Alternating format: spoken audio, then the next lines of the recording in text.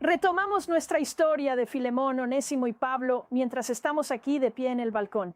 Desde aquí contemplamos el mar de Galilea, donde podemos ver las montañas que lo rodean y la ciudad de Tiberíades. Usemos nuestra imaginación mientras regresamos a este libro. Filemón ha tenido un mal encuentro con Onésimo. Onésimo ha hecho algo que ha ofendido a Filemón.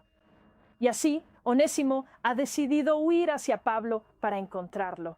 De nuevo, no sabemos cómo lo encontró, pero al parecer lo hizo. Esto nos muestra que Onésimo acudió a Pablo en su prisión. Recuerden, Pablo no solo estaba en una prisión espiritual, sino que estaba en una prisión física y estaba encadenado, según él mismo dijo. Pero al parecer Onésimo va a Pablo y lo encuentra donde está encarcelado. Ahora, usemos nuestra imaginación y pensemos en esto. Pablo está sentado allí con su compañero de prisión, Epafras. Sus colaboradores van y vienen. No hay lugar para preparar comida ni para bañarse. Y las circunstancias debieron haber sido realmente malas. Y si lo pensamos, Pablo realmente está sufriendo por la causa de Cristo. Este joven se acerca a la puerta de los barrotes de la prisión, lo mira y le dice: «Te conozco. ¿Dónde te he visto antes?» Y Onésimo dijo: «Señor, soy el esclavo de Filemón». La respuesta de Pablo es: «Filemón, ¿cómo está mi amigo Filemón?» «No bien, señor», responde Onésimo. «¿En serio? Entra, siéntate junto a mí. Hablemos de esto. Carcelero, deja entrar a este joven». Así que probablemente entra y se sienta junto a Pablo. Y comienzan a hablar sobre el problema que Onésimo ha tenido con Filemón y por qué ha venido. Mientras le está explicando, me imagino que está mirando alrededor y viendo la terrible condición en la que vive Pablo. Pero bueno, he encontrado a Pablo y tengo que decírselo, lo que siento. Creo que hay 3 cosas que Pablo le dijo a Filemón. Una sería: ¿crees que Jesús es el Mesías? Él no había tenido ninguna oportunidad de pedirle al Señor que entrara en su vida, que perdonara sus pecados y fuera su Mesías. Pero mientras está allí, Pablo le dice: ¿quieres creer? ¿Cómo lo sé? En el versículo número 10 dice: «Te ruego por mi hijo Onésimo, quien llegó a ser mi hijo mientras yo estaba preso». Esto significa que llegó a ser creyente en que Jesús es el Mesías. Probablemente también le dijo cómo ser un buen esclavo. Estás haciendo esto, estás haciendo aquello. Necesitas cambiar, necesitas hacer esto y aquello. Ahora, ¿cómo lo sé? Porque si observo el contexto, si voy al libro de Efesios, por ejemplo, Pablo tiene toda una sección donde habla sobre ser esclavo y cómo ser uno bueno. Otra cosa que probablemente le dijo fue: necesitas reconciliarte con tu amo. Debes considerar perdonarlo. Y quizás incluso ya lo haya perdonado porque ha hecho el esfuerzo de acudir a Pablo y pedirle que lo ayude para poder reconciliarse con su amo. ¿Te lo imaginas? Onésimo le dice a Pablo: por favor, tienes que venir conmigo. Tienes que hablar con Filemón y decirle que yo no hice nada malo y ayudarme, o si no, me va a matar. Pablo le dice: mírame, estoy encadenado. Estoy en prisión. No puedo ir a ningún lado. No puedo hacer nada por ti. Bueno, déjame pensarlo. Mientras tanto, me imagino a Onésimo levantándose y corriendo de un lado a otro, limpiando esa paja tan sucia y trayendo paja fresca. También lo veo corriendo, cortando leña, encendiendo un fuego y poniendo un balde de agua sobre el fuego para calentarla, para que Pablo pueda bañarse. También me imagino que corre al mercado, compra comida para Pablo y regresa. Y con ese fuego cocina la comida, prepara una comida para Pablo y se la lleva para que tenga algo que comer. ¿Cómo lo sé? Bueno, en el versículo 12 él dice: yo lo envío de regreso a vosotros, a quien es mi corazón. Paul está loco por este tipo. Él dijo: me hubiera gustado, en el versículo 13, mantenerlo conmigo para que pudiera tomar tu lugar en ayudarme. mientras estoy encadenado por el Evangelio, necesitaba ayuda. Necesitaba a alguien que lo cuidara. Probablemente, ya sabes, Marcos y Aristarco, Demas y Lucas. Todos ellos están afuera haciendo cosas. Ministerio, y se olvidan de Pablo. Se olvidan de que tiene hambre. Se olvidan de que está sucio. Se olvidan de que necesita que le laven la ropa. Se olvidan de que, vaya, esta celda apesta. Pero este joven viene a su rescate y le cuenta a Filemón en su carta el valor que tiene para él. Entonces Pablo dice, Onésimo, siéntate aquí conmigo. Hablemos de esto. He decidido que quiero escribirle una carta a Filemón.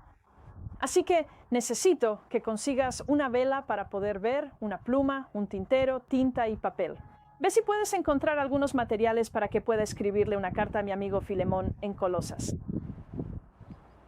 Así que mientras Pablo comienza a organizarlo y escribe la carta, Pablo, como dijimos antes, la redacta muy cuidadosamente como un documento legal, paso a paso. Él dice, somos amigos y hay razones para que colaboremos juntos. Estamos sirviendo a Dios juntos por una causa muy noble. Y luego explica nuevamente paso a paso cómo es eso. Onésimo ha venido a él y quiere interceder ante él en nombre de Onésimo. Porque te amo. Creo que esto es increíble. Pablo es un obispo. Él es quien fundó esta iglesia. Él es quien entrenó a Filemón. Y tiene el poder de acercarse a este hombre y decirle, ¿qué crees que estás haciendo? ¿Quién crees que eres? Y podría reprenderlo y desacreditar lo que está haciendo y ser crítico con él. Pero no, él dice, vengo a ti en base al amor. Y te ruego que hables con él, que cambies de opinión sobre este joven y que tengas misericordia de él y no lo mates. Pablo también está escribiendo sobre cómo va a enviarlo de regreso y dice, te lo envío de vuelta, pero no lo mates. Déjalo vivir. Recíbelo como me recibirías a mí. Filemón amaba a Pablo. Él servía a Pablo. Hacía todo lo que podía, recordando lo que Pablo le había enseñado. Y ahora le pedía a Filemón, por favor, recíbelo de nuevo como me recibirías a mí. Le da la oportunidad de decir que Onésimo puede ser su esclavo. Por mucho que Pablo lo amaba, estaba haciendo lo correcto. No retuvo a este joven por razones egoístas, pero lo liberó, lo dejó en libertad. Lo dejó ir para que regresara con su amo, para hacer lo correcto, para arreglar las cosas. Y luego termina la carta diciendo, escucha, cuando salga de la prisión, voy rumbo a Colosas y me voy a quedar en tu casa otra vez. Así que prepara tu habitación de invitados. Prepárate para recibirme. Estate preparado. Prepara una habitación de invitados para mí, porque espero poder reunirme contigo como respuesta a tus oraciones. Son buenos, amigos. Ahora, esto es algo que utilizan las naciones y la ONU, este método de hablar de lo bueno, luego discutir el problema y después volver a hablar de lo bueno. Y creo que es algo muy bueno que debemos considerar en nuestro propio trato con las personas en nuestras iglesias. No ser crueles con ellos. No te aproveches del hecho de que eres el pastor o de que eres quien está a cargo, el gran jefe. Sino más bien, sé como Pablo, humíllate y, sobre la base del amor, apela a aquellos que están bajo tu responsabilidad. Ahora, Pablo ha escrito la carta. La enrolla. Y se la entrega a Onésimo y le dice, ve a tu amo, regresa a casa, entrégale esto a tu amo.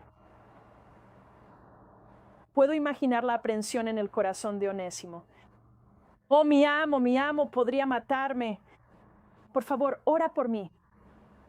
Y también puedo imaginar las lágrimas que rodaron no solo por el rostro de Onésimo, sino también por el de Pablo al separarse. Lo envió creyendo que Dios cuidaría de él, que lo protegería, que hablaría con Filemón y le ayudarían a entender lo que debía hacer. Como buen maestro, que es hijo de Jesús, seguidor de Jesús. Entonces, Onésimo regresa a casa. Él sigue el mismo camino. ¿Qué hizo? ¿Trabajó? ¿Tenía dinero? ¿Cómo regresó a casa? No lo sabemos, pero regresa a casa. Él no huye. Él no va ni al norte, ni al sur, ni al este, ni al oeste. Él no se queda con Paul. Él no anda por la ciudad debatiendo sobre lo que debería hacer. No, él está en una misión. Quiere reconciliarse con su amo, así que regresa a su hogar en Colosas. Oh, ¿te imaginas cuando llegue allí? Su corazón late con fuerza en su pecho. Oh, necesito hablar con mi amo. Tengo que enfrentarlo y puede que me mate. Pero al menos ahora sé que iré al cielo para estar con Jesús. Voy a ser fuerte aquí y voy a enfrentar a mi amo. Voy a lograr la reconciliación. Así que se acerca a la puerta y golpea fuerte la puerta. No creo que simplemente la haya tocado suavemente o, ya sabes, la haya empujado esperando que tal vez uno de los esclavos saliera. No, yo lo creo. Por el hecho de que fue hasta donde estaba Pablo y ahora ha regresado, golpea esa puerta con fuerza. Estoy aquí para lograr algo. La puerta se abre de golpe y hay otro esclavo, un compañero esclavo, que dice: «¡Corre! Filemón te va a matar». En vez de huir, de hecho, él cruza el umbral, entra al patio. Probablemente Filemón, swish, swish, swish, sale corriendo de su habitación lateral y dice: «¿Es ese Onésimo? Atrápenlo, lo vamos a llevar a la plaza del pueblo y vamos a hacer un espectáculo de él. Lo vamos a matar allí para que todos los demás esclavos vean que, si te escapas, esto es lo que te pasa». Oh, tal vez. A estas alturas, Onésimo está en el suelo, boca abajo, suplicando: «Señor, señor, amo, tengo una carta para usted». ¿Tengo una carta de Pablo? ¿Pablo? ¿Dónde has estado? ¿Quién te crees que eres para ir con Pablo, el apóstol? ¿Qué has hecho? Dame esa carta. La abre, la desenrolla, la mira y dice a la iglesia que se reúne en tu casa: «Bueno, pues reúne a la iglesia, junta a todos». A menudo me he preguntado por qué Pablo hizo esto. Recuerden, hablamos sobre el plural y el singular tú. ¿Estaba Pablo tratando de que Filemón confesara lo que había hecho mal ante toda la congregación?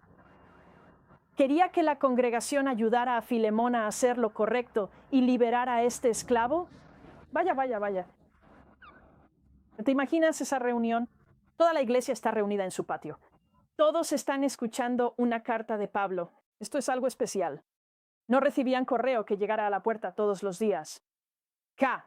Están recibiendo una carta que ha llegado de su líder, de su maestro, y aquí la abre y comienza a leerla. ¡Guau! Él está leyendo esta carta y le exhorta a cambiar su manera de actuar, a reconsiderar lo que le ha hecho a Onésimo y cómo le ha amenazado de muerte. No sabemos el final de esta historia. Bien, si lo piensas bien, quizá lo hagamos. Al parecer no lo rompió ni lo arrojó al fuego. Al parecer conservó la carta. Porque tú y yo lo tenemos aquí mismo en la Biblia. Todavía tenemos esto. Esta es una carta poderosa. Esta es una historia que nos cuenta cómo podemos reconciliarnos unos con otros. ¿Cómo podemos vivir unos con otros en amor y no en odio, no en contienda, no en competencia? ¡Wow! No sabemos si Pablo alguna vez regresó. No sabemos si llegó allí. Pero creo que hay algunas lecciones que podemos aprender independientemente de lo que no sepamos. De lo que hemos aprendido, podemos entender que hay algo de esto en la voluntad de Dios. Pablo dice: quizás todo esto sucedió con algún propósito. Y habla de cómo Onésimo llegó a él y lo está ayudando y ahora lo está enviando de regreso.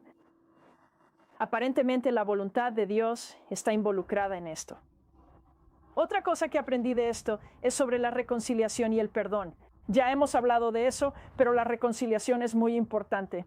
Jesús oró cuando hablaba con el Padre. Oro para que ellos sean uno, como tú y yo somos uno.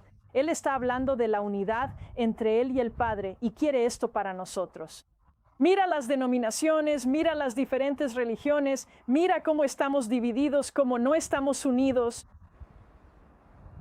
Pero esta es una buena historia para ayudarnos a entender cómo podemos estar unidos. Significa que tenemos que humillarnos. Tenemos que dar un paso atrás y dejar que otros estén a cargo o aprender de las opiniones de los demás. Y la tercera cosa que creo que podemos aprender de esto es la palabra mansedumbre. En Mateo capítulo 5, versículo 5, Jesús dijo: bienaventurados los mansos, porque ellos heredarán la tierra. Y luego, justo después, en Gálatas, cuando Pablo enumera el fruto del Espíritu, hay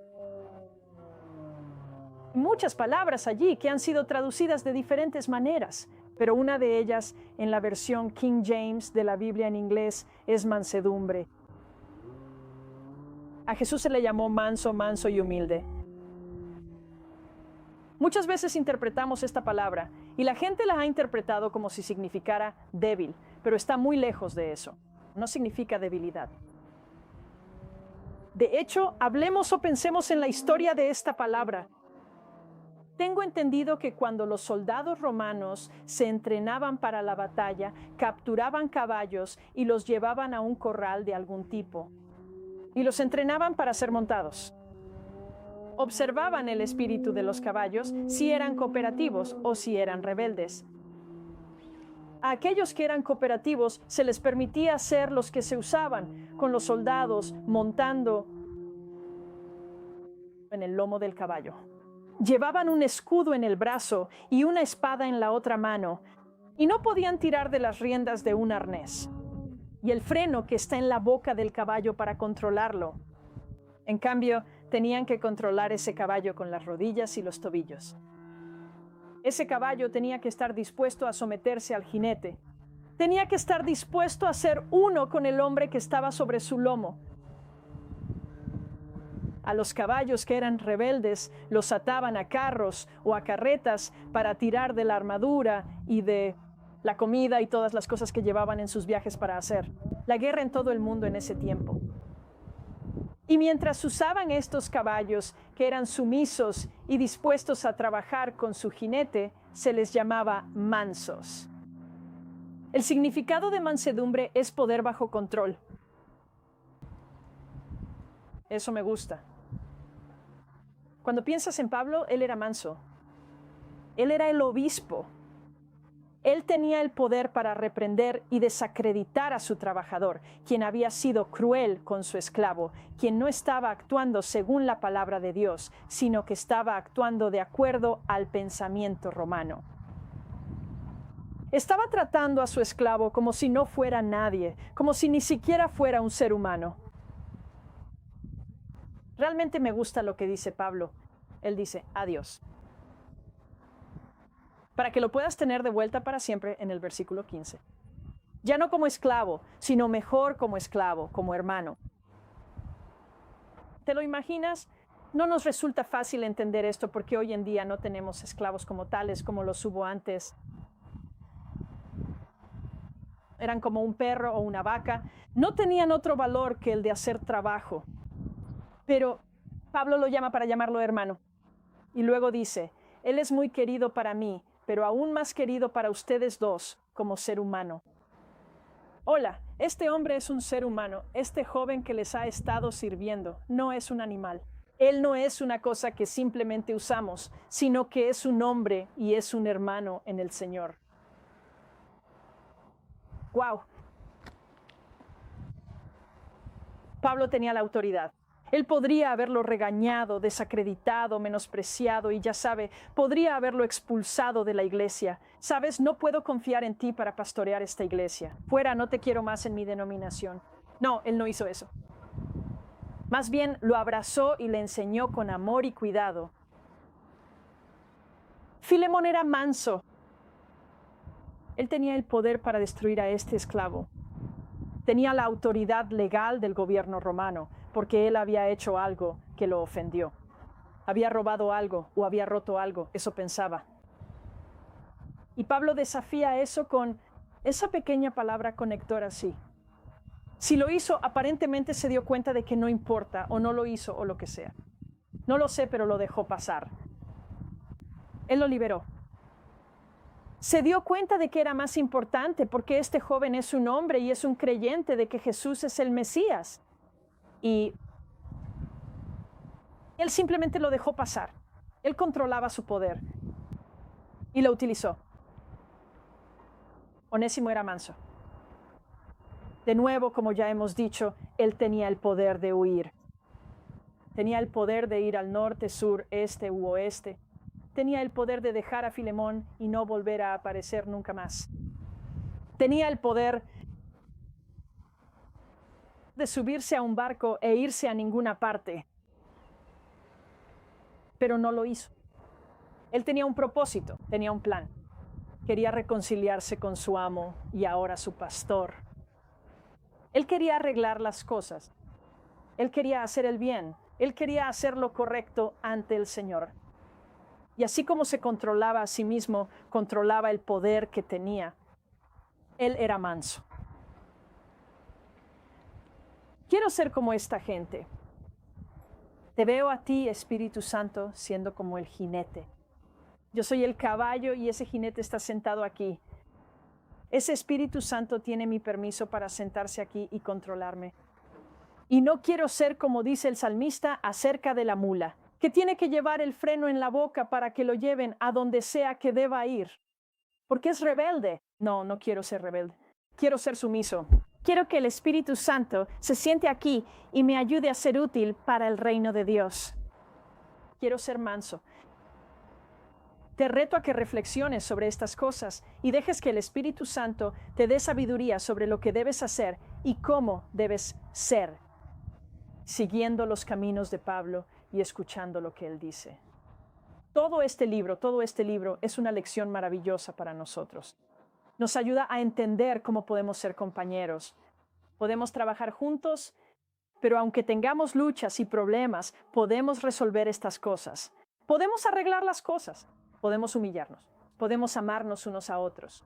Y entonces podemos ver el poder de Dios usándonos para enseñar a otros. Así como Dios usó a Pablo para escribir este libro y a Filemón y a Onésimo para ponerlo en práctica. Espero que hayas disfrutado este estudio. Es uno de mis favoritos de toda la Biblia y me emociono mucho. ¿Te diste cuenta? Porque es algo maravilloso ser enseñado por la Escritura.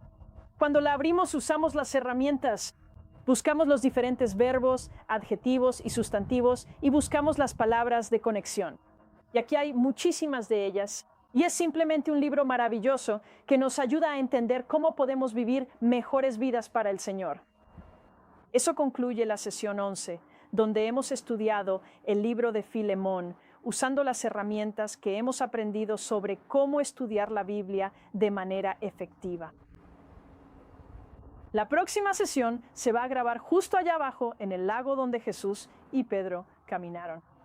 Esa va a estar muy buena.